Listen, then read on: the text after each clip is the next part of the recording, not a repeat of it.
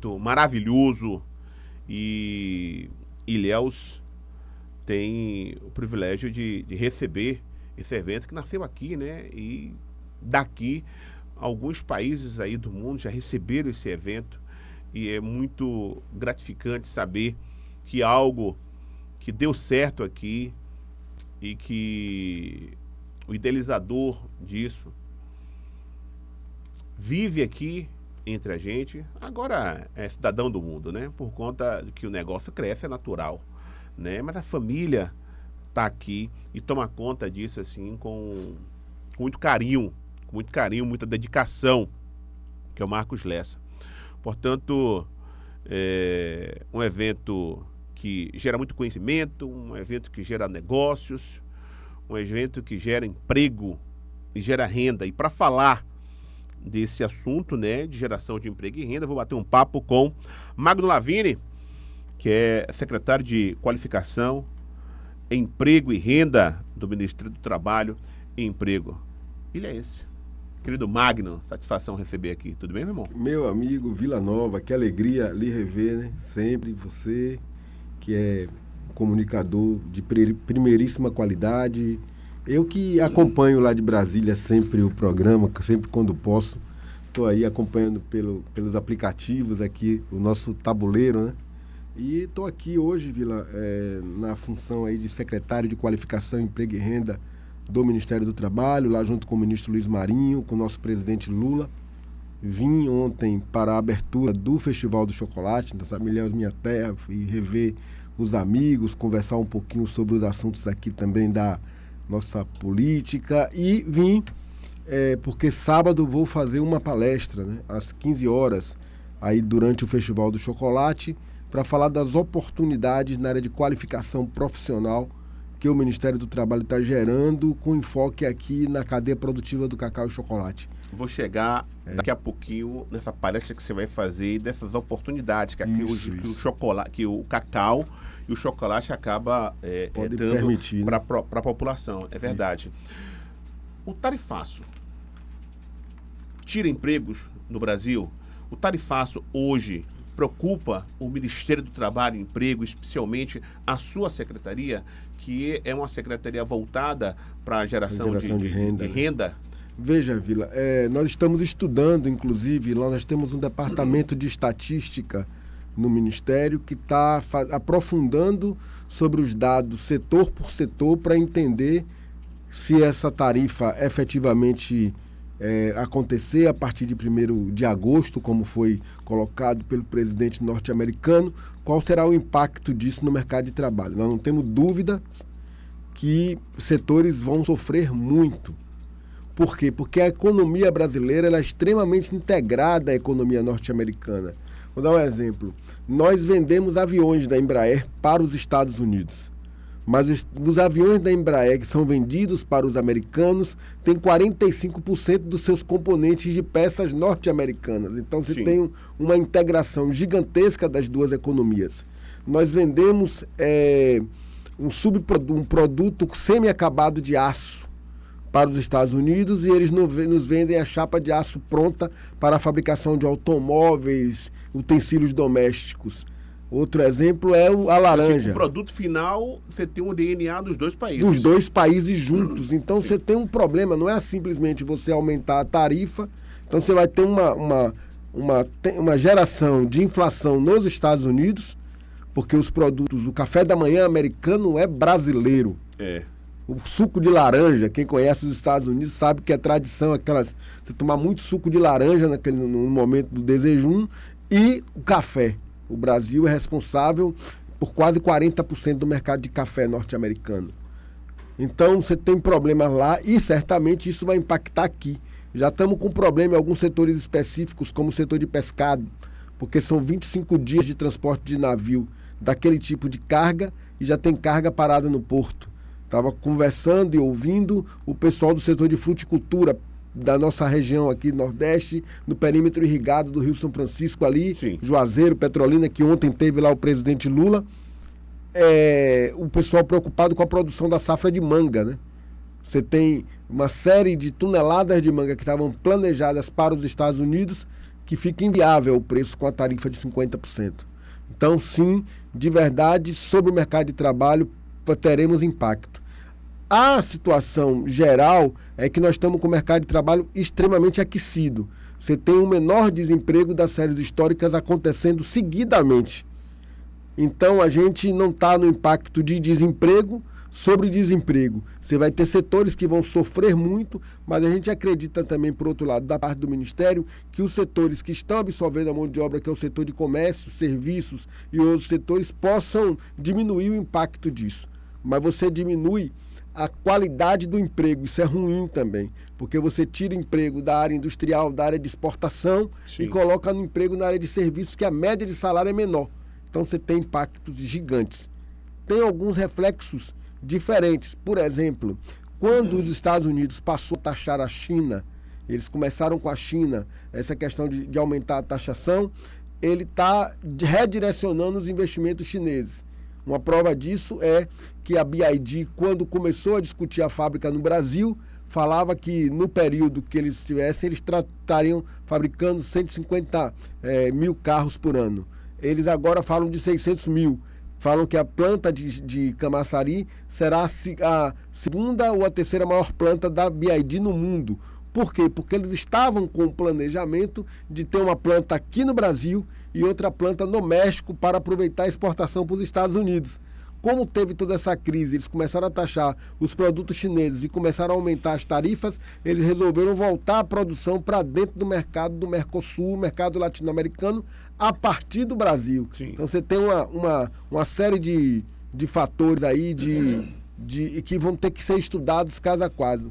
Nós temos uma diplomacia no Brasil muito, digamos assim, experiente, tranquila, e acho que a gente vai negociar. O presidente Lula e o nosso vice-presidente Alckmin, que é o nosso ministro que está cuidando dessa parte, desse assunto, eles estão tratando também, além do governo norte-americano, com os setores compradores dos produtos brasileiros nos Estados Unidos, para permitir com que esses setores também pressionem seus governos, né? Isso é uma pressão interna. Exatamente. É o setor produtivo, o setor dentro dos Estados Unidos pressionando o governo americano. Quem vai sofrer o prejuízo, né? Claro, e sofre muito. E hoje já tem reflexos disso nos Estados Unidos.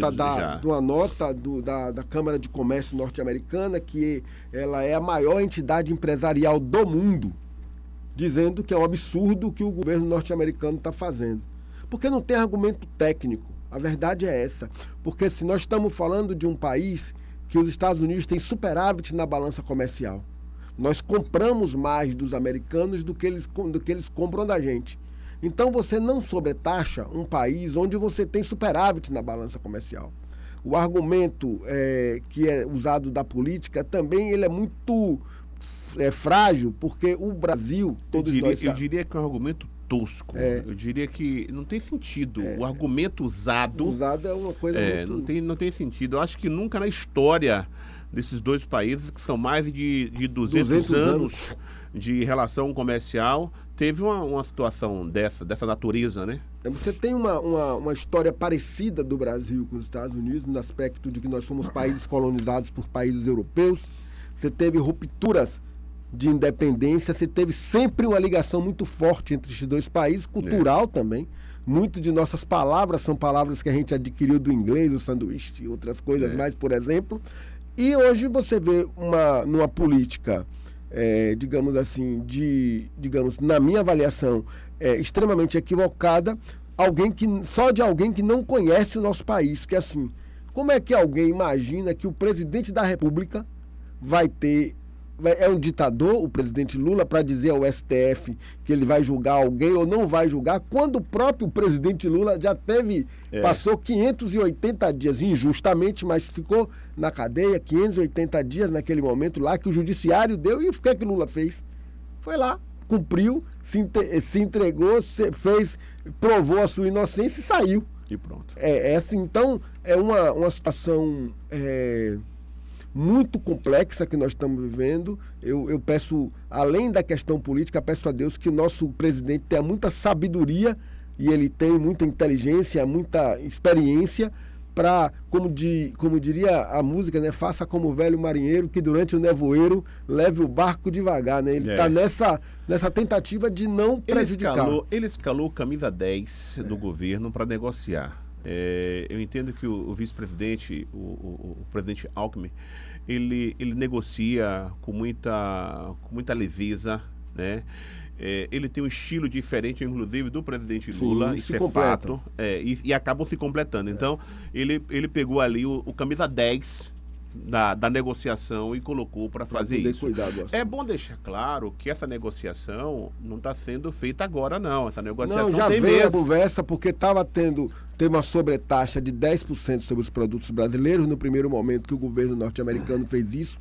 O ministro Haddad tinha feito uma reunião há uma semana, um pouquinho antes do anúncio, com o seu par no governo americano, e o próprio setor par do nosso Ministério da Economia, do nosso Ministério da Fazenda, estava dizendo que precisava rever a taxa de 10%. Ou seja, porque o Brasil, como estou dizendo, os Estados Unidos têm sorte na balança comercial. Com o Brasil, compramos dos americanos produtos que são muito caros do ponto de vista da estrutura do que é a economia norte-americana. Nós pagamos por serviços tecnológicos. A gente usa aqui Microsoft, a gente usa aqui Google, a gente usa aqui WhatsApp, a gente usa aqui coisas que são, digamos assim, do desenvolvimento tecnológico americano. E aí nós pagamos esse serviço. Você paga aqui R$300 e poucos para ter a licença de uso da Microsoft, né?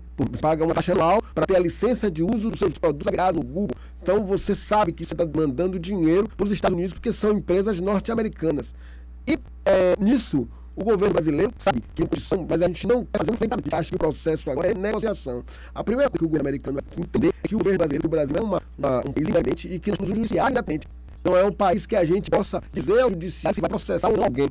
E não carrega muita tristeza você ver parte de um ex-presidente da República uma traição desse tamanho à própria pátria, né? Isso pra mim me cai muito profundamente, porque eu fico, a gente sabe, com a política a vida inteira.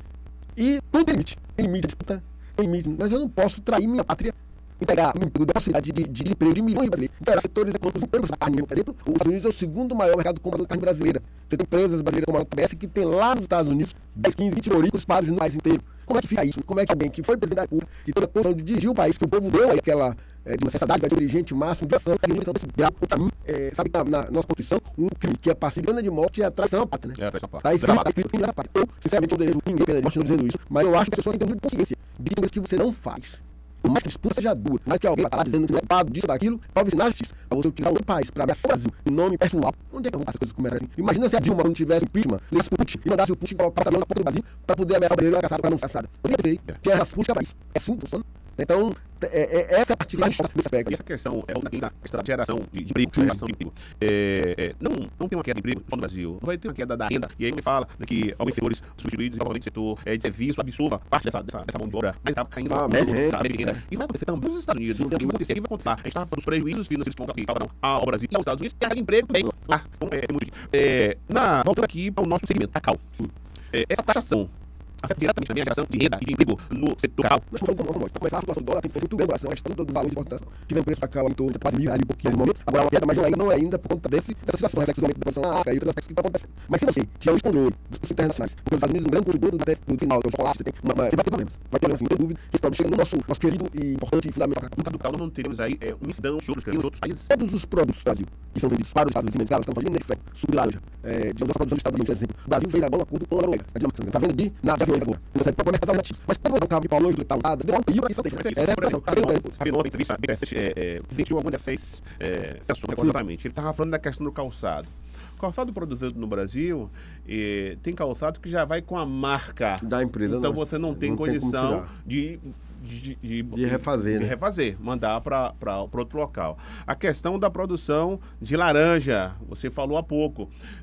O café da manhã do americano tem que ter laranja, tem que ter o bacon, né? Mas a base ali, o suco de laranja, ali é muito difícil você achar um mercado para esse tamanho no primeiro momento. Não consegue achar. Você vai mergulhar preço, você vai diminuir o preço internacional que você vai ter que... Mas o chocolate que é querido no mundo inteiro, e tem países do mundo que o chocolate ainda não conseguiu entrar, pelo menos, e que a gente tem um mercado muito grande. É a história da nossa ação na China, por exemplo. Exatamente. A tentativa de vender isso. Aí nós No temos... caso do cacau, não seria um pouco mais fácil, cacau e o chocolate? Tem duas coisas com relação ao cacau. O volume comparado aos outros produtos hoje,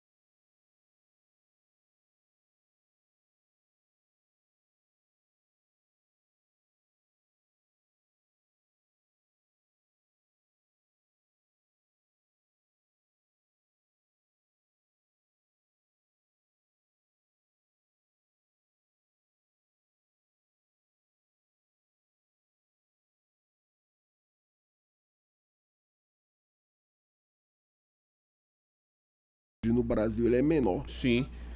Você tem condição de tentar discutir isso, o governo está preocupado com isso. Já existem ações por parte do governo federal e por parte dos produtores de cacau e chocolate com relação à questão dos outros países. A Europa é um grande mercado consumidor de cacau, mas ele consome muito cacau da África, inclusive porque do ponto de vista logístico é mais próximo. O presidente Lula teve, por exemplo, no Vietnã e abriu o mercado da carne do Sudeste Asiático para a carne brasileira. Temos que trabalhar isso com cacau também. Sabe, eu tive na Coreia há poucos dias, na Coreia do Sul, fui em Seul, Sejong, fui em alguma cidade da Coreia, numa missão oficial do governo. E você sabe que a Coreia não compra carne brasileira porque tem um acordo de exclusividade de compra com os Estados Unidos. Aí eu perguntei ao pessoal da JBS, das empresas, como é que eles fazem.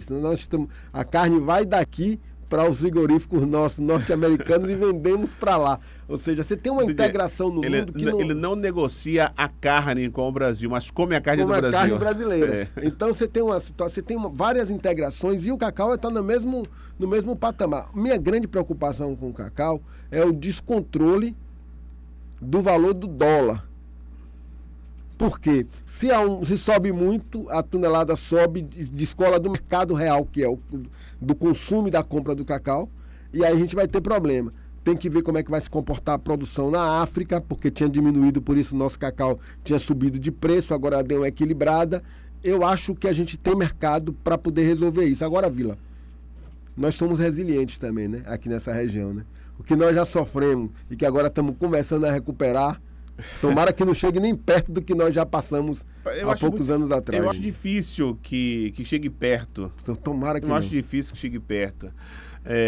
A gente tem expertise em crise. É verdade. Né? Essa turma então, aqui essa região aqui, hoje a gente nada de braçadas, isso para comparar com o que vivemos aí há 20 anos. Há 20 anos. Verdade, né? É verdade. Gente, eu estou batendo um papo, conversando com Magno Lavigne, que é secretário de Qualificação, Emprego e Renda do Ministério do Trabalho. Magno, você vai fazer uma palestra aqui em Ilhéus no Festival do Chocolate. Queria que você falasse um pouco dessa sua participação no Festival do Chocolate aqui em Ilhéus. Vila, a ideia da gente, nossa aqui é colocar as oportunidades na área de qualificação para todos os segmentos, mas com recorte na nossa cadeia produtiva do cacau e chocolate e as interações do turismo com essa cadeia produtiva. Sim. Aqui, hoje, nós temos um curso que já certificamos 270 pessoas no curso de agente de turismo local, né, que é uma ação nossa do Ministério do Trabalho, lá da Secretaria de Qualificação, do Ministro Marinho, com a Universidade Federal do Recôncavo da Bahia. Nós fizemos a formação de jovens de diversos bairros da periferia de Ilhéus para que conhecesse o potencial da sua cidade e, a partir daquilo, gerasse pequenos negócios e tentativa de geração de renda. Então, você teve turma no Vilela, no Iguape, no Nossa Senhora da Vitória, em Olivença, de pessoas que foram estudar quais eram os potenciais turísticos do seu entorno e da cidade, para poder aprender um pouco e compreender essa dinâmica aí no mundo do trabalho.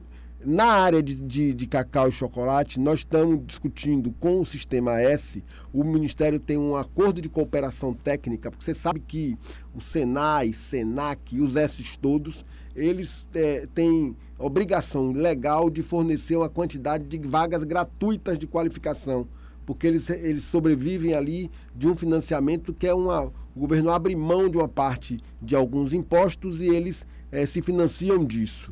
Então, nós fizemos um acordo de cooperação técnica com o Sistema S para permitir com que a gente fizesse a indicação das vagas de qualificação. Eu vou expor isso no evento. É o momento agora da cadeia produtiva do cacau provocar o Ministério do Trabalho para que a gente faça parcerias com o Senac, por exemplo, para a qualificação neste campo. Nós temos condição, temos vaga. O acordo com o Senac é 120 mil vagas no Brasil.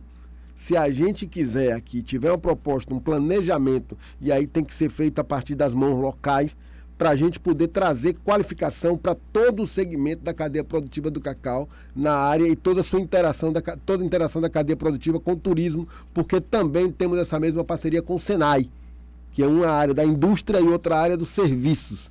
Então, a gente tem condição hoje do governo Lula de oferecer digamos assim, esse cardápio de ações para que as pessoas tenham a qualificação necessária para a gente melhorar muito essa cadeia produtiva.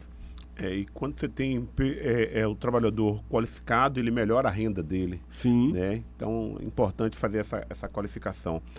Diga, Fia.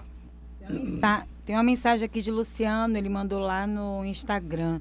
Pergunta para ele quando Ilhéus vai ter algo voltado na área marítima, cursos e empregabilidade nesse sentido, já que Ilhéus tem porto e nada relacionado a isso. Na área marítima, o que temos programado pelo Ministério do Trabalho? Você tem um Fundo Nacional de Marinha Mercante, né? Esse fundo, ele é o fundo que faz a qualificação dessa área. Mas quem cuida desse fundo não é o Ministério do Trabalho, quem cuida desse fundo é a Marinha do Brasil. Por quê? Porque tem aspectos técnicos muito específicos, a questão da formação do moço de convés e outras formações. Nós participamos desse grupo de trabalho que é permanente para a discussão dessa qualificação e estamos discutindo essa questão com a Marinha porque tem que descontingenciar o fundo. Você sabe que nós estamos vivendo um momento aí de graves problemas fiscais no governo, então os fundos estão contingenciados. Mas tem sim uma discussão de investimento nessa área. E aí agora é pegar o recorte assim que liberar as vagas e trazer aqui também para o nosso pessoal. Mas você sabe que as vagas de formação nessa área normalmente são nacionais. Eles soltam cursos nacionais nos portos de maior tamanho. Salvador, por exemplo, tem uma formação disso. E aí a gente vai, digamos assim, anunciando no momento que tiver a vaga. Mas isso não acaba prejudicando o interior do Brasil? Veja, você tem portos em muitos lugares. Obviamente, quando você coloca, é necessário que haja uma ampliação desse investimento em qualificação nessa área, mas existe, por outro lado, um controle por parte da Marinha que controlam essa questão da qualificação dos trabalhadores portuários. Porque tem aspectos, digamos assim, de segurança, técnicos, que são eles que determinam. Muito embora tenha os investimentos também por parte das empresas que operam tanto nos portos quanto offshore. Você tem, por exemplo, os investimentos que a Petrobras faz. Aí sim, nós temos acesso à discussão com a Transpetro, por exemplo, com o pessoal que cuida das plataformas da Petrobras. Aí já não é mais para o trabalhador portuário, mas é para o trabalhador embarcado, né? Aquele que vai lá para as plataformas. Então você tem diversas ações de qualificação que entram nesse caminho também. Muito bem. Diga, Fia. Nada, nenhuma mensagem, né? Eu certo. estou analisando as mensagens aqui que chegaram agora aqui. Perfeito. Vila, e outra coisa... Tem algumas pessoas concordando, desculpe, tem algumas pessoas, é porque vai chegando a mensagem aqui, eu vou lendo rapidamente. Tem algumas pessoas concordando com o senhor, o Kleber Passos falou aqui, que nosso... Maluco, com certeza, falando de... Do Trump. Isso, que nosso presidente não faça maluquice igual, taxação... Taxação de importação... Taxação de importação significa inflação e prejuízo financeiro, ou melhor, aumento do imposto. Douglas colocou aqui, grande entrevista, o Trump está querendo que a Coca-Cola mude a frutose de milho para o açúcar, no qual teria que importar do Brasil ou de qualquer outro produtor que os mesmos estão taxando. O cara quer mexer na receita da Coca-Cola. O cara quer anexar. O cara quer anexar, vê se pode, ele quer anexar o Canadá, ele quer que o Canadá seja mais um estado americano. Ele quer tomar a Groenlândia. Ele quer futucar o Pix. Ele começou com isso, né? Ele e agora ele já está... Ele tá preocupado com a 25 de março. Ele podia fazer qualquer coisa, mas mexendo no Pix, ele vai arrumar um problema. Não, um problema muito sério, né? Inclusive, o governo sai na frente aí, quando ele falou em Pix, o governo falou, epa, o Pix é nosso, my friend. Vai devagar, né? Não vai dar, não mexe com isso não. Não mexe com isso não, porque aí vai dar problema sério, entendeu? Antes que teve um deputado federal que fez um vídeo, quando teve a discussão sobre o Pix aí, o pessoal está esperando até agora o outro vídeo dele falando do... Não vai ter. Vai ter. Aí... O Kleber perguntou aqui, consumimos os produtos e serviços norte-americanos que são caros para nós. E a solução é aumentar a taxação de importação ao invés de negociar? Aí tem que falar com o Trump. Ele questionou, né? Ele fez esse questionamento. Kleber, é importante dizer, o governo brasileiro definiu como estratégia negociar até o último momento. Agora, minha avó já dizia, você tem que tem limite. Você não pode, digamos assim, se expor de uma forma, nós estamos falando de um Estado soberano para um Estado soberano. Se o governo norte-americano pagar para ver, o governo brasileiro tem que utilizar, sim, a lei de reciprocidade aduaneira, tem que de reciprocidade, porque é necessário que a gente tenha também instrumentos para que não permita que nenhum país, porque senão vai virar uma bagunça no mundo, Aí vai fazer o quê? Qual é o próximo passo? Não, você não vai, eu vou botar um porta-aviões em sua porta? É assim, é com a faca na garganta, né? Isso não tem cabimento. É sequestro. Tem.